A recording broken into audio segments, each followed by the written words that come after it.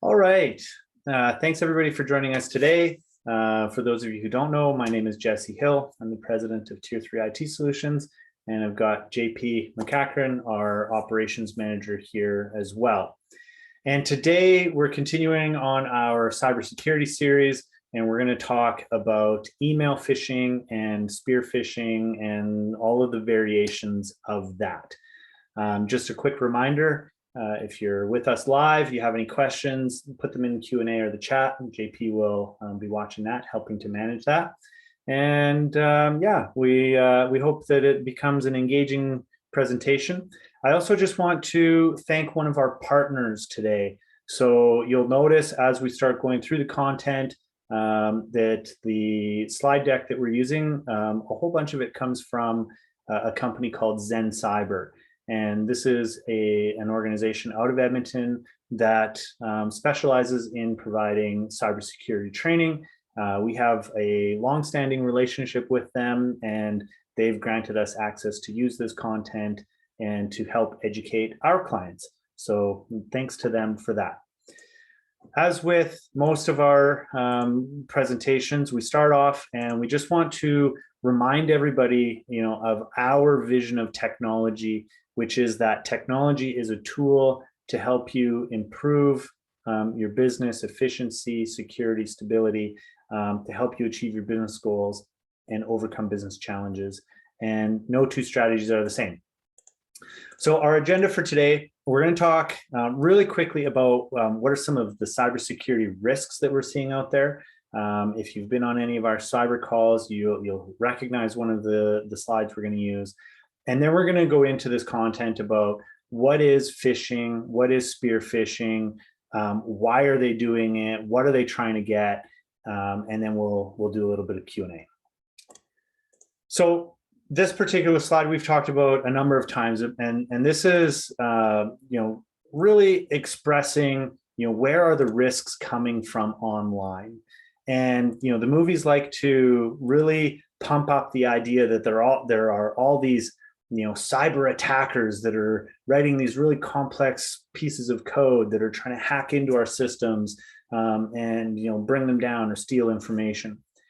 When you look at what's actually happening, 74% of attacks are focused around compromised credentials. And it could be, we see the 30.5% method unknown. So we don't know how those credentials were compromised, or it could be phishing attacks. And from our side, on the IT side of things, we can attest to the fact that clients are getting phishing attacks sent to them every single day. And they are sometimes pretty easy to spot. They're sometimes pretty sophisticated and kind of difficult to figure out.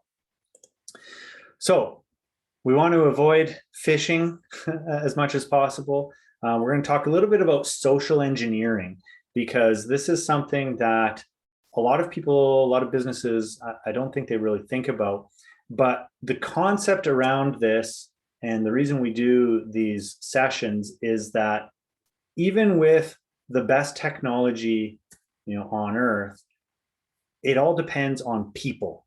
You have users that are sitting in front of computers that are clicking on links that are putting your organization potentially at risk. And so they need to be aware of what's happening out there so that they can protect you and your business. So we're going to talk about phishing, which, the use of email lures to try to entice unsuspecting victims to disclose private information. Now, we've all, kind of looked at emails. We've read them, we've sent them, but have you ever really taken it apart to understand all of the pieces and what you should be looking for? So we're going to talk about, how they disguise themselves, right, using illegitimate, unfamiliar addresses, how they pressure people into taking action by imposing a sense of urgency, how they try to customize but don't always, get it right, we've all seen spelling and grammar mistakes. I mean, we all do it ourselves. How to identify if the links are actually taking you to the place they say. And then this conversation around, attachments. So why do we receive phishing emails? And the reason you receive them is that the people who are perpetrating these attacks are extracting information that they can use to get into systems that they shouldn't, to steal information, to make money. I mean, when it really comes down to it. And so it happens because, first of all, email addresses are easily available on the internet. There are tons of lists out there. Quite frankly, many businesses post it publicly on their web pages. Many people have posted their email on their LinkedIn profile or other publicly available places. What they do to build more elaborate phishing attacks is they like to take stolen information or information that they've scraped. They like to compare it from multiple sources and combine it to create a more complete profile or combo list that they then turn around and sell. Once they have these lists, they build automated procedures so that they can send as many of these attack emails as possible in the shortest amount of time. And there are vulnerabilities that they're able to, I guess, extract some information without you even clicking on a link. They can gather information like automatic responses that will tell them if someone is away on a holiday. They can see who's opened an email. And with certain, some of the more advanced attacks, they can actually even do quite a bit more than that. And as I mentioned before, they do it because there is significant opportunity. The people carrying out these attacks are making a lot of money. So one of the things, and we talked about is that they try to press a sense of urgency. And the reason that these attacks work is because people, our employees, our staff, that are clicking on these links, they're stressed, they're short for time, they don't know how to evaluate the legitimacy of an email. So they try to impose stress and fear. They try to get people to take an impulsive action. They try sometimes to intimidate you. We've all gotten the CRA emails or, payment has expired or something like that. They try to give you timelines and deadlines to make you believe that you have to act now in order to protect yourself or avoid a bigger risk. Or they will create a sense of emergency. So let's take a look at kind of the structure of some of these. And some of these messages we've probably all seen. So this first one is it's disguised as a TELUS voicemail. And the reason that they do this is because they want you to open this attachment. Now, there are many of us who have systems that will automatically take a voicemail, turn it into an email attachment. But it's not typically coming from first of all, from a phone number. And then that attachment, like a voicemail wouldn't typically come as a zip file, because in order for you to listen to it, you have to extract it and then play it. So if we're not expecting it, if we don't have another way to verify it, we want to be very careful about opening any of those kinds of attachments. Another one, and I know this one's a little bit fuzzy to see, but we get these ones also, similar kind of thing with TELUS. And the difference on this one is that instead of it being an attachment, they want you to click on the link. Now, there's all kinds of things we can talk about how to verify the link as well. But a very simple thing is when we look at this, we notice that it's coming from the TELUS cable billing department. Well, TELUS is not a cable company. If it was Shaw Cable, maybe that would make sense. So there's a mismatch between, who we expect TELUS to be and, some of the naming on there. A very common one, that everybody has probably received is something like this. Netflix, your account has been suspended. The very obvious first part is, dear Netflix, why would they be sending something to themselves? Your credit card has been expired. Again, grammar at multinational organizations is typically a little bit better. And then, they want you to click on the Your Account link. Now, what's going to happen when we click on that link is it's going to take us to a web page that looks like Netflix, but it won't be, https://netflix.com. It might be netflix.com, right? They might drop the I out of there or something like that. And so it's really important that we're paying attention when we click on those links. Another one, from the Canada Revenue Agency, dear taxpayer, again, they know who we are. The dollar marker being at the trail and instead of at the beginning, and another link. And interestingly enough, I actually asked my wife the other day because we're in tax season right now, and I received an email from CRA telling me that my notice of assessment was ready.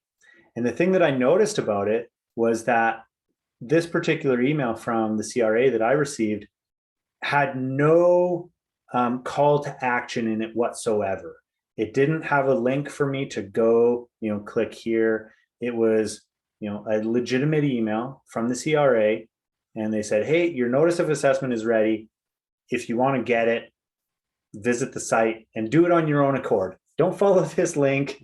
We're not trying to lure you into this. So we know that one is not legit. We see this one a lot. So Amazon Prime, we get something that tells us that there's an update, and you'll notice a lot of times these really unusual domains. So at efficaciouscrbase.xyz, obviously not coming from Amazon.com. We see in this one also, they want us to click on the link to go and get our reward. And they're impressing the urgency that they want us to do this before December the 28th. Most of our clients use Office 365. I mean, it is the standard in business, and we see many of these types of emails come through. And so again, when we go through the same process, we will see that it's coming from an at outlook.com, not outlook.com.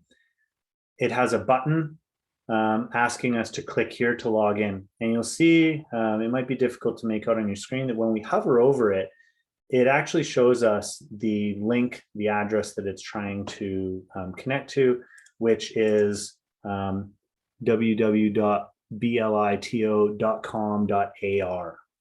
So quite clearly not a Microsoft domain. And, obviously we want to avoid that. PayPal, again, they're doing this because they want access to our finances. And, PayPal is not going to just forget your information, right? They're going to be very specific with you about, you need to log in, you need to, update specific information, right?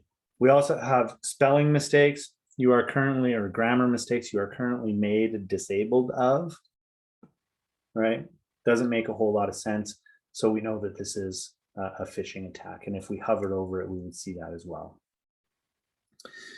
And then we could take one that's, a little bit more probably well designed, right? So they've taken the Visa logo.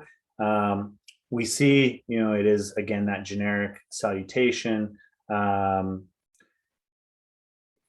of the things are a little bit subjective, in an unprofessional manner. To avoid service interruption, we require that you confirm your account as soon as possible. It's not as deliberate or as explicit as some of the others that we've seen where they have a date on the deadline, but they do want you to do it quickly.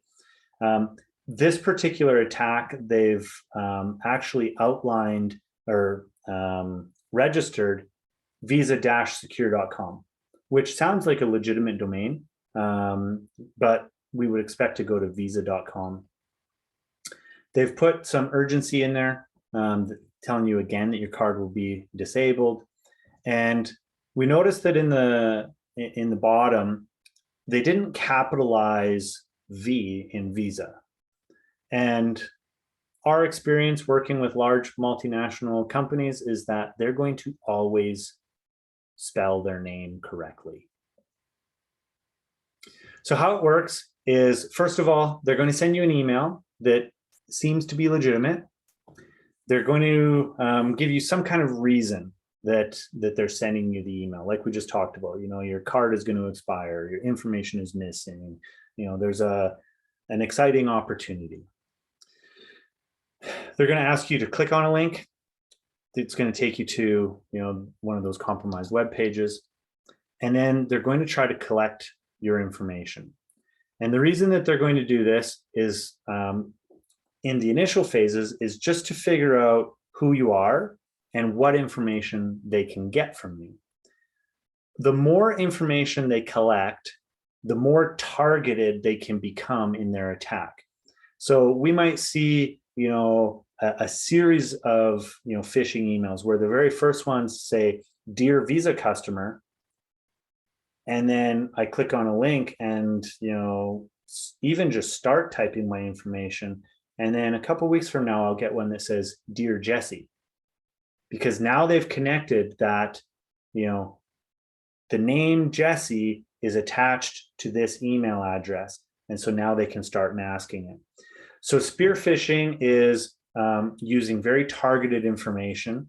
In the cybersecurity world, they call it OSINT, which is open source intelligence.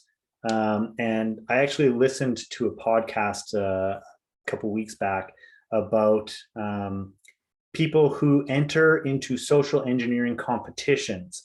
And the goal is to use publicly available information to build a profile and then use that profile to call them, email them, otherwise extract other valuable information.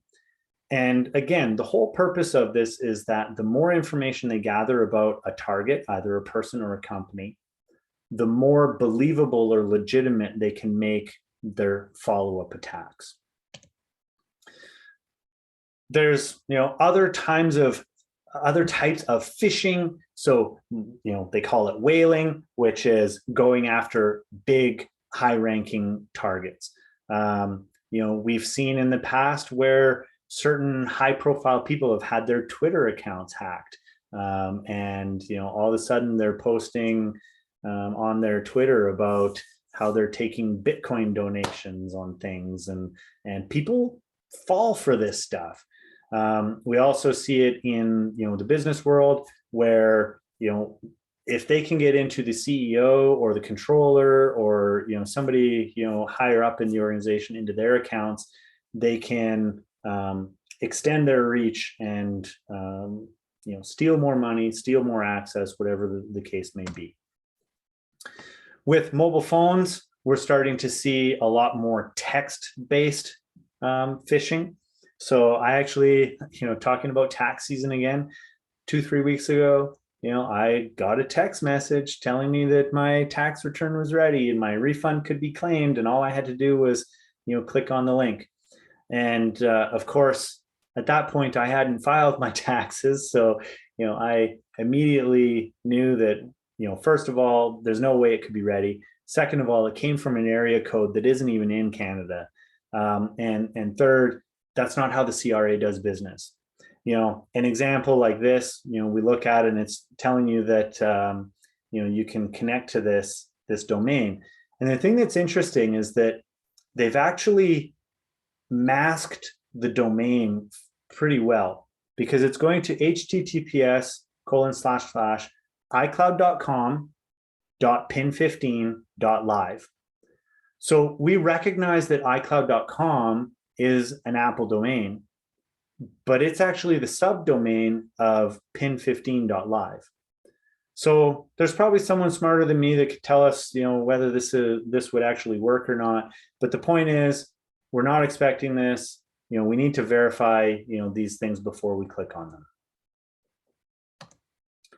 And then the next one is about actually using voice. And so we've got a quick little video we're going to play. And this will give you an idea of how these social engineering attacks work. It's a quick little demo that's somewhat entertaining. So there is a little bit of language, so we'll just throw that out there. And yeah.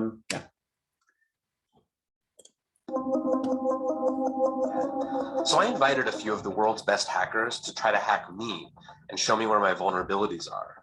And now I'm going to meet them in Las Vegas for DEF CON, the biggest hacker convention of the year. They're going to hack me using social engineering, which is essentially hacking without any code. They just use a phone and an internet connection. You want to do a sample phishing call? What's phishing? Phishing is voice solicitation. And basically what you do is you use the phone to extract information or data points that can be used in a later attack. Let's do it. Who are you going to call? Maybe I'll call your cell phone provider and see if I can get them to give me your email address. I bet they're good. I bet they have my back. But yeah, go for it. I'm going to spoof from your number, so it's going to look like it's calling from you. Okay. Hi, I'm so sorry. Can you hear me okay? My baby, I'm sorry.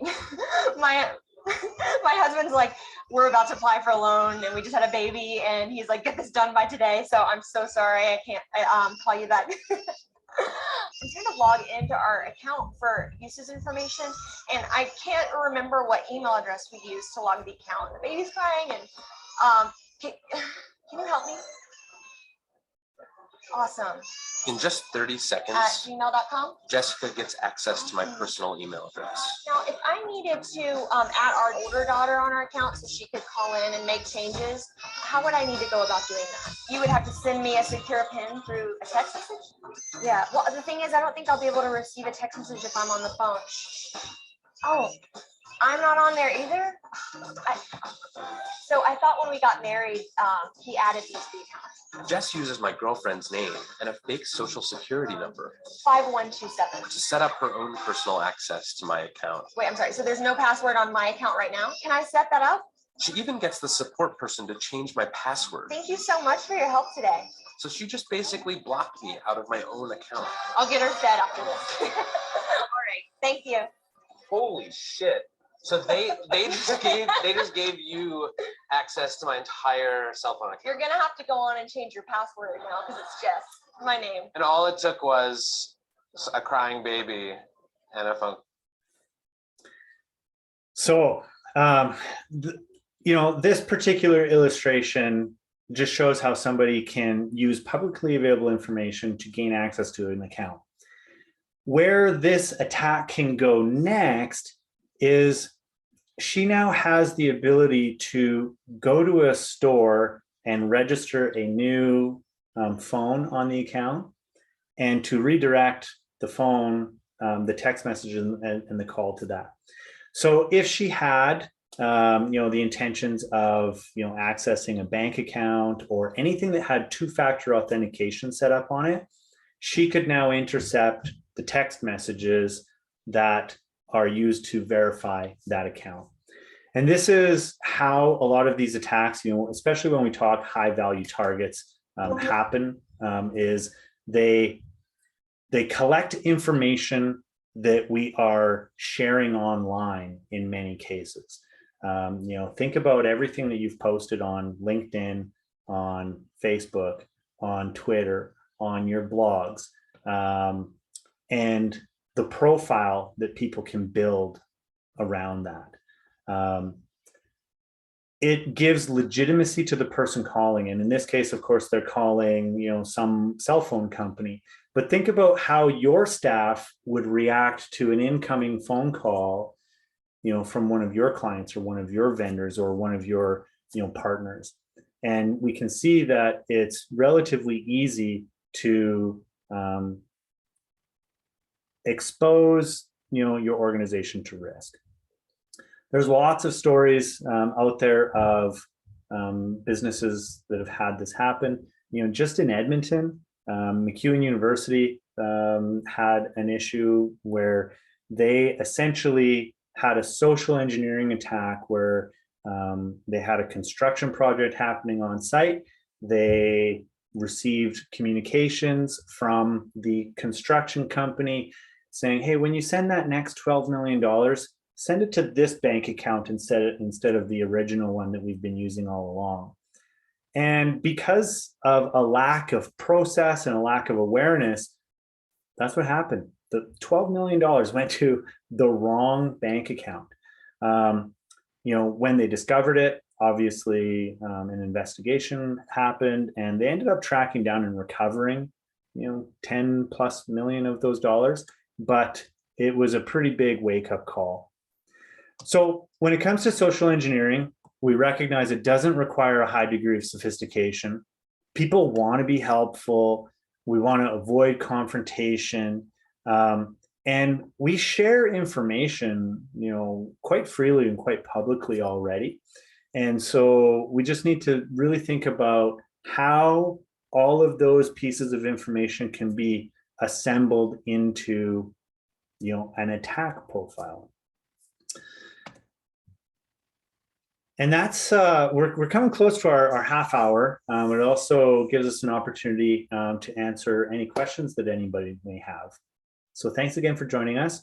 And like I said, we've got a couple minutes. We'll hang out here, and anything that you have that you'd like to ask, please post it into the chat or the Q&A, or put your hand up. We can unmute you and we can talk a little bit more about anything that's on your mind.